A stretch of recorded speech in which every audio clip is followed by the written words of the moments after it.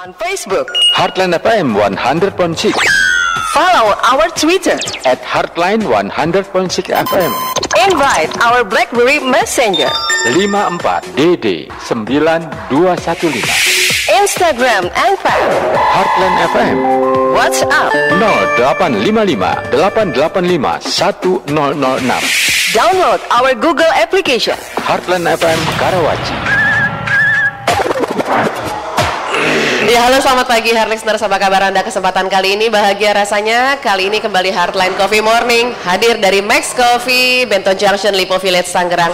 Selamat pagi Indonesia, dan juga tentunya selamat pagi untuk Anda yang mendengarkan melalui jaringan Heartline Network, tepatnya di 100,6 FM Heartline Karawaci, lalu juga di 92,2 FM Heartline Bali. Anda yang mendengarkan di Bali, kemudian juga di 94,4 FM Heartline Samarinda, lalu juga 91,7 FM Heartline Lampung, dan juga semua yang mendengarkan melalui di Heartline Berau, tepatnya di 95,9 dan juga 97,0 Harmony FM, serta yang mendengarkan live streaming.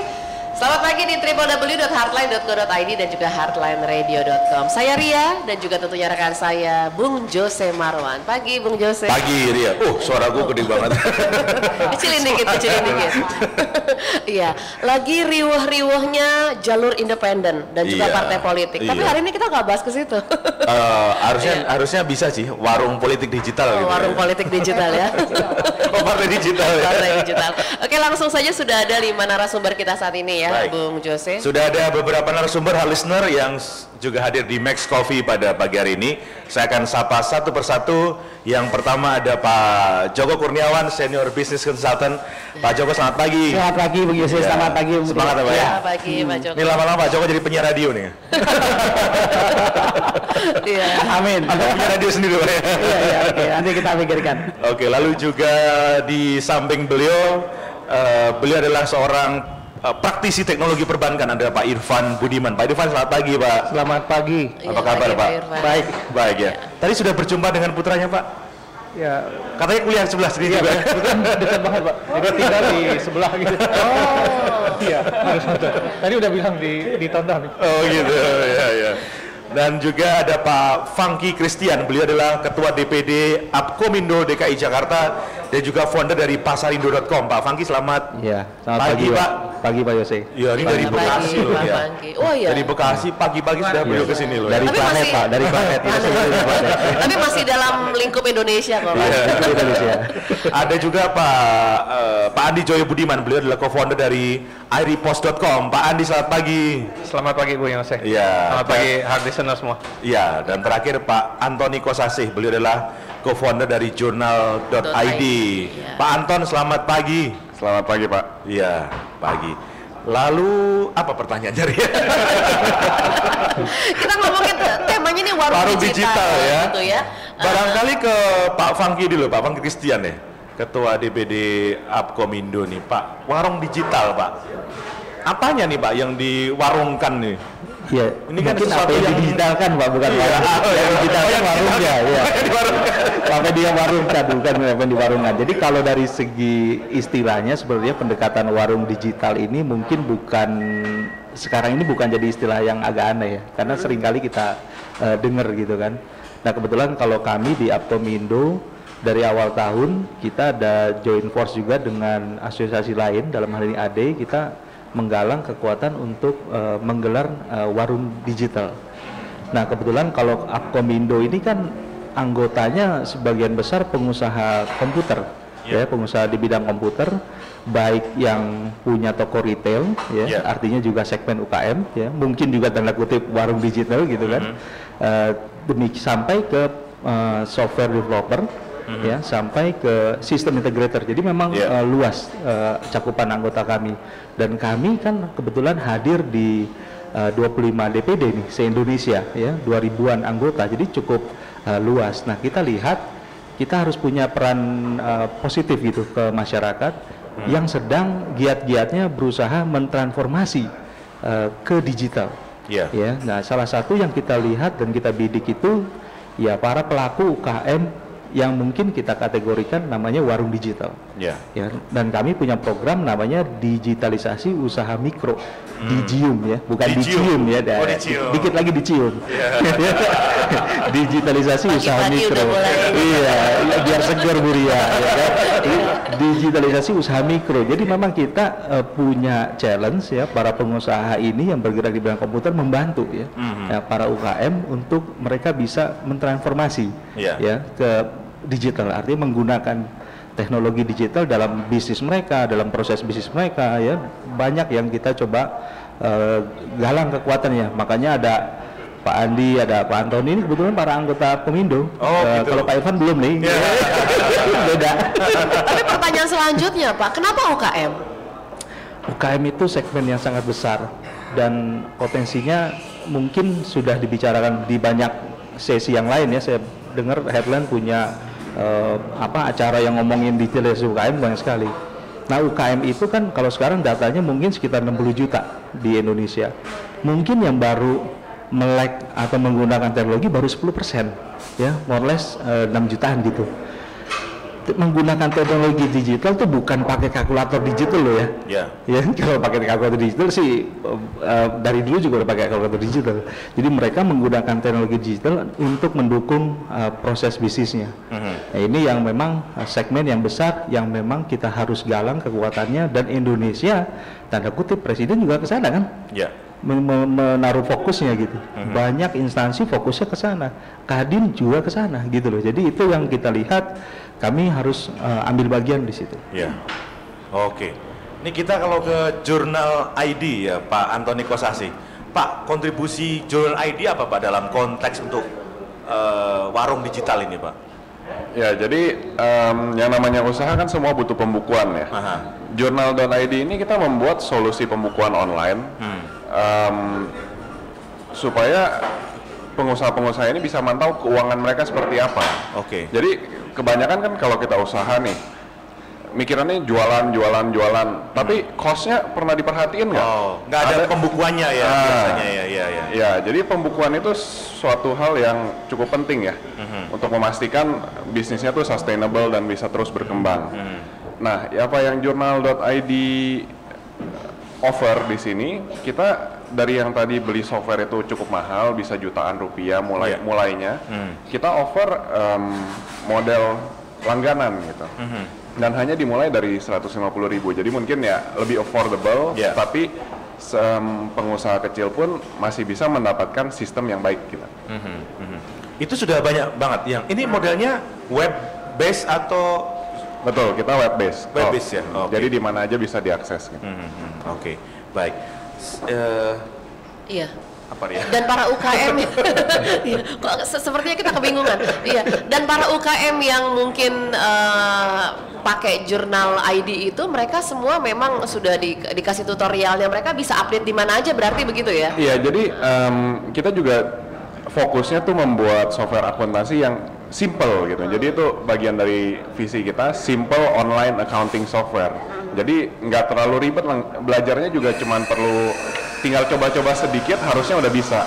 Tapi kalau emang yang nggak bisa, kita ada sediain fitur online live chat, ada sediain support yang cukup kuat juga supaya mereka semua bisa menggunakan. Iya, sudah banyak UKM yang pakai ini ya, yang saat ini kita ada di 16.000 pengguna, dan setiap bulannya kita mendapatkan sekitar 2.000 pengguna baru ya yang registrasi ke tempat kita. Wow. Oke, saya ke Pak Irfan Budiman, praktisi teknologi perbankan. Pak, kalau dari sisi perbankan sendiri melihat UMKM gimana sih Pak? Nah, kalau kita tahu sebenarnya ekonomi yang paling tahan terhadap krisis itu sebenarnya adalah sektor UMKM ya. Gitu. Jadi karena kalau kita lihat dari krisis ekonomi yang lalu-lalu itu, yang waktu tahun 97-98 itu yang paling tahan terhadap krisis sebenarnya ya di UMKM. Sehingga kalau kita lihat memang banyak yang bank-bank sekarang justru masuk ke sektor perbankan, masuk ke sektor UMKM. Kita lihat kan ada sekarang kalau bank-bank besar itu dia bikin ada teras BRI, kalau kita ngomong BRI, terus juga ada di beberapa bank yang memang sekarang Danamon dulu dia punya namanya Danamon simpan pinjam gitu ya. Jadi memang mereka sekarang lebih banyak mengarah ke sektor UMKM ya. Tapi bukan artinya yang sektor yang seperti yang untuk yang besar itu juga nggak ditinggalkan ya. Tapi memang yang paling tahan terhadap serangan krisis ekonomi sebenarnya ya sektor ini. Dan kita lihat sebagian besar sebenarnya kalau saat ini pedagang-pedagang seperti yang disampaikan oleh Pak Fangki tadi memang yang paling banyak di sektor yang kecil-kecil ini, dan ini yang banyak belum tersentuh sebenarnya kalau kita lihat, tersentuh dari sisi teknologi, tersentuh juga dari sisi perbankan. Nah, dengan adanya ide ataupun inisiasi untuk warung digital gitu seperti tadi yang bagaimana supaya nanti bank juga harusnya bisa sinergi ke sana, karena memang mau nggak mau tidak bisa lepas dengan bank, karena kalau kita ngomong warung, orang pasti belanja, bayar. Kalau bayarnya kemana? Pasti pakai fasilitas perbankan. Apakah mau ditransfer, mau di tunai, apa semua pasti menggunakan fasilitas perbankan.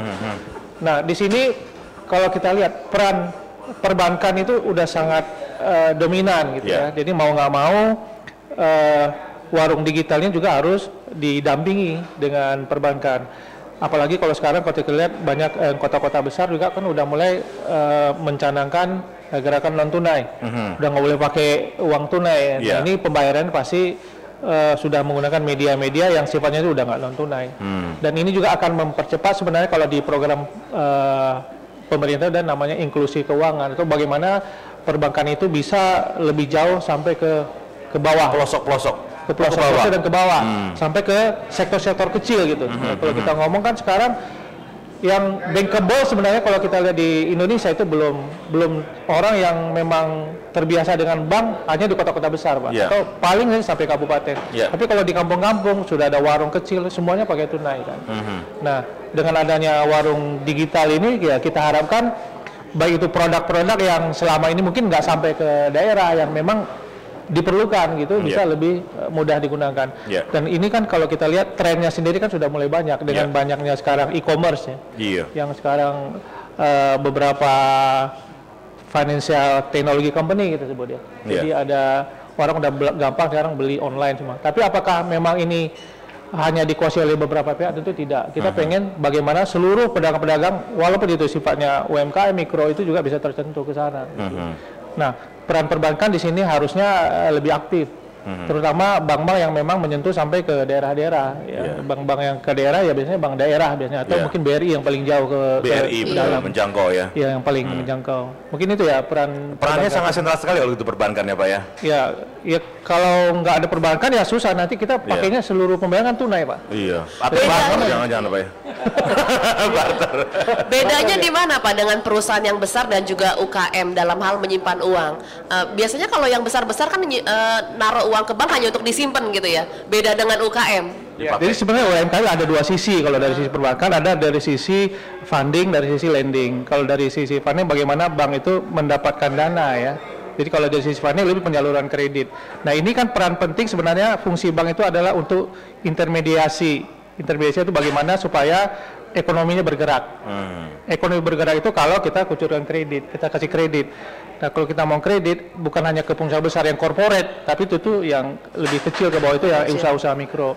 Nah dengan adanya inisiasi dari warung digital, paling tidak kita dari sisi bank sudah mendapatkan profiling sebenarnya. Yang penting sebenarnya profiling, bagaimana kita mendapat profiling nasabah yang bisa eligible kalau kita kasih kredit. Dengan adanya tadi dari jurnal ADI, sistem akuntansinya udah benar, terus juga transaksi seluruhnya tercatat di sistem. Nah ini lebih mudah untuk memprofiling, perbankan mengeluarkan. Lebih memudahkan perbankan untuk men-scoring sebenarnya kalau supaya men-scoring apakah nasabah ini ataupun yang akan kita kasih kredit eligible apa enggak nanti untuk dikasih kredit tertentu. Dan ini tentu akan bertingkat. Mungkin awalnya pengusaha mikro, terus menengah, bisa jadi nanti kalau memang besar usahanya bagus menjadi corporate gitu. Baik. Jadi terjawab ya Bung Yose kalau nanya itu bank-bank uangnya dari mana sih? Dari masyarakat gitu ya. Iya, dari masyarakat. Pak Joko gimana pandangan Bapak warung digital nih? Iya. Jadi gini, sebelum bicara soal warung digital, kita bicara dulu tentang sakitnya UKM. UKM di Indonesia itu sakitnya 3, permodalan, administratif, sama teknologi. Jadi hari ini semua terjawab sebenarnya. Ada ahli perbankannya, ada dari teknologinya, ada dari Apkomindo, terus ada dari sisi teknologinya, pembukuan, ada jurnal ID, terus ada lagi Airip, Pak Andi. Jadi menjawab aja hari ini, saya pikir Bapak menjawab apanya nih Bapak? Saya menjawab dari saya nanya aja. Jadi begini, kalau dari sisi saya intinya sebenarnya UKM itu memang selalu butuh bantuan, itu poinnya. Tapi belum semua orang banyak bantu. Jadi paling enggak kalau pagi ini kita kumpul-kumpul di Coffee Morning, di lain, kita tujuannya kan mengedukasi masyarakat supaya pendengar ini jadi tahu, oh ternyata perbankan bisa bantu dari sisi ini. Apkomindo ternyata punya program loh yang namanya digitalisasi supaya UMKM yang belum digital jadi digital. Oh, orang yang masih belum melek teknologi, belum pakai software, bisa pakai software Jurnal ID, software Airip. Nah, kalau dari sisi saya sebenarnya gini, mereka itu UMKM itu kadang-kadang nggak ngerti nanyanya ke siapa. Gitu. Kan kecil. Kalau yang gede mah gampang ya, tinggal sewa konsultan, punya duit, oke. Nah, kalau UMKM kasihan uangnya aja masih pas, terutama mikro tadi. Nah, dengan mereka mulai kenal, sedikitnya mulai melek teknologi, mereka mulai melakukan pencatatan. Ketika mereka melakukan pencatatan, maka pihak perbankan otomatis akan bisa bantu dia. Ya Pak ya, karena tanpa pencatatan Bapak tidak percaya. Tapi kalau dengan dicatat sudah pakai software rapi, kan beda. Otomatis, oh ini layak nih dikasih kredit nih. Jadi intinya pesan saya ke UMKM adalah, yuk kita sama-sama mulai rapi administrasi, mulai rapi dalam pencatatan agar nanti bisa dibantu perbankan. Dan ujung-ujungnya UKM akan besar ya. Benar, mesti masuk ke teknologi, nggak bisa enggak. Karena tanpa teknologi mereka nggak akan dikenal. Kalau kita nggak bicara soal digital, mereka bagaimana bisa dikenal? Mereka dikenalnya cuma di daerahnya itu, mungkin di kampungnya itu, atau mungkin di kecamatannya itu, ke kabupaten, nggak bisa sampai provinsi, nggak bisa sampai Indonesia, atau bahkan karena ini eranya Mia nggak bisa sampai keluar. Padahal produk UMKM kita bagus banget gitu. Mungkin Pak Andi bisa cerita tentang pencatatan. Gimana Pak soal pencatatan ini, pembukuan nih Pak? Mungkin dari saya nambahin, saya senang hari ini karena biasanya persepsinya begitu kita ngomong online langsung, Pak ini jualan online ya Pak? Gitu. Kalau saya ngasih software saya pun langsung, Pak ini bisa buat jualan online ya? Gitu. Sampai ke situ aja. Saya juga bingung selalu jelasinnya, mesti jelasin dari nol. Jadi hari ini kita nggak bicara jualan online karena yang jualan online udah terlalu banyak. Tapi saya yakin itu benar karena itu bagaimana kita mendorong supaya dia penjualannya naik dulu. Tapi setelah naik terus mau ngapain? Karena banyak teman-teman yang sekarang jualan online juga kan dia posting ke webnya A, B, C, D, E, habis itu dia bingung sendiri, nggak ada stoknya, salah harga, nggak ada size-nya. Kalau yang jualan fashion, akhirnya dia pusing sendiri kan, pusing sendiri karena dia nggak catat di belakang. Dia nggak expect kalau dia grow tiba-tiba. Jadi mungkin hari ini topiknya kita kan udah nggak ke online. Nah, bagaimana kita ngerapihin? Nah, kami 5 tahun yang lalu tuh punya visi bahwa nanti di pinggir jalan pun harusnya nih si abang jualan bakso dan soto itu harus dia punya handphone pasti. Dia harus nyatet. Karena seringnya kadang-kadang dia habis. Kita mau beli baru jam siang udah habis, belum malam. Kadang-kadang juga dia sampai malam nggak habis gitu kan. Kalau dia catat dengan kecewanya atau memang mereka sengaja ya habis supaya besoknya kita tungguin lagi. Nah, jadi kita berpikir bagaimana kita merapikan pencatatan. Tadinya simple supaya buat mereka sendiri. Nah, tapi sekarang dengan teman-teman dari Apkomindo semuanya kami jalan baru 2 tahun. Jadi sebenarnya kami bahkan agak ekstrim. Pertama kali kita rilis software posnya itu, kita bilang karena kita mau bantu UKM, kita harus kasih gratis malah. Nggak boleh di-charge, karena kalau di-charge dia ada barrier lagi. Nggak mau pakai, pusing Pak, nggak mau pakai. Jadi kita sama sekali nggak pakai charge, dan mereka juga handphonenya gratis. Nah, jadi kita harapin dari teman-teman yang pengen bantu, terus kita juga coba connect ke bank juga ya, dari Pak Fengki coba connect ke bank. Harapannya kita Pak, nanti bahkan dari handphone itu dia langsung bisa apply nih ceritanya, apply kredit nah langsung datanya disubmit ke bank, jadi bank bisa langsung lihat, jadi nggak prosesnya nggak bingung lagi mesti nelpon kemana, rumit lagi Pak ya? Ya kira-kira begitu sih. Baik, ini ramai sekali di Max Coffee dia ya? Iya, betul. Selamat datang juga untuk pengunjung Max Coffee. Baik, nah, kita akan teruskan, kita akan lanjutkan perbincangan kita hard listener tentang warung digital. Tentu saja dengan narasumber-narasumber yang sudah hadir di Max Coffee, dan Anda tetap bisa mendengarkan kita juga di Heartland Network.